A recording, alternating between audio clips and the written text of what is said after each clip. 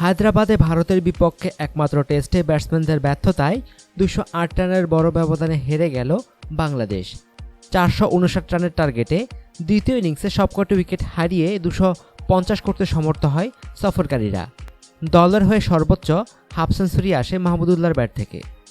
নবম ব্যাটসম্যান হিসেবে নামা কামরুল ইসলাম রাব্বি ৭০ বলে ৩ রান করে অপরাজিত থাকেন।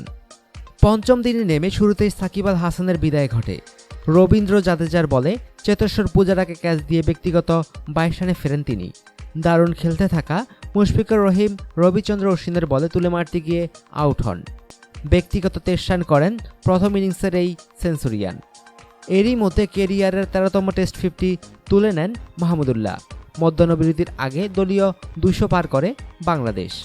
মধ্যাহ্ন বিরতি থেকে ফিরে আসা জাগানিয়া ব্যাটিং করছিলেন সাব্বির রহমান। তবে ইশান্ত শর্মার বলে এলবিডব্লিউ হয়ে ফিরে যান ডানহাতি এই ব্যাটসম্যান। ৬১ বলে ৩টি ৪ ও ১টি ছক্কায় ২২ রান করেন সাব্বির। সাব্বিরের পর বেশিক্ষণ টিকতে পারেননি মাহমুদুল্লাহ রিয়াদও। সেট ব্যাটসম্যান হয়েও ইশান্তের বাউন্সি বলে ভুবনেশ্বর কুমারকে ক্যাচ তুলে দেন রিয়াদ। ১৪৯ বলে ৬০টি ৪-এ দলীয় সেরা ৬৪ রান করেন রিয়াদ।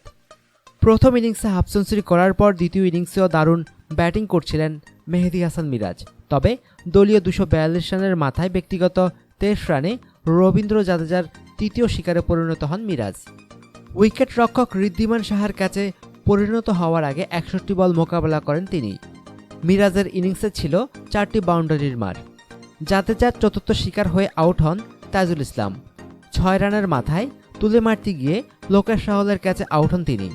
আর শেষ ব্যাটসম্যান হিসাবে তাসকিন আহমেদ ১ রানে অশ্বিনের বলে ফিরে গেলে হার নিশ্চিত হয় বাংলাদেশের।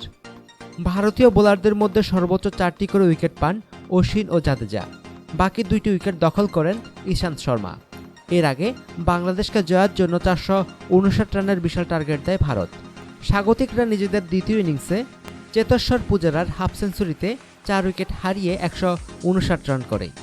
প্রথম ইনিংসের পর দ্বিতীয় ইনিংসও ঘোষণা করে ভারত। প্রথম ইনিংসে বিরাট কোহলির ডাবল সেঞ্চুরিতে ৬ উইকেটে ৬৮৭ রান করে ইনিংস ঘোষণা করেছিল ভারত।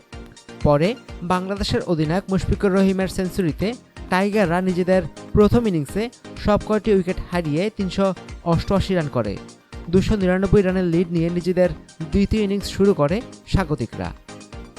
অনুগ্রহপূর্বক সংবাদটি শেয়ার করুন এবং খেলাধুলার সর্বশেষ খবর জানতে স্পোর্টস লাইট সাবস্ক্রাইব করে রাখুন।